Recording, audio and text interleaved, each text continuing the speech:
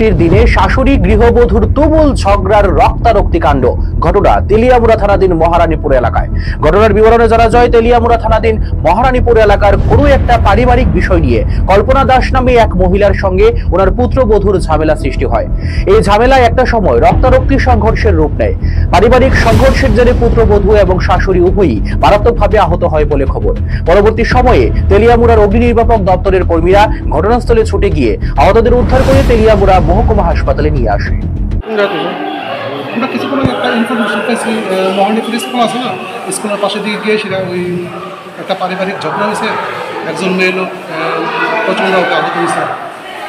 আমরা ওখানে যাওয়ার পর দেখছে ঠিকই আছে, একটা মেয়ের লোক রক্তাক্ত অবস্থা আছে। আমরা মেয়েদের সাথে যোগাযোগ করছি। নাম কি? তার নাম কি?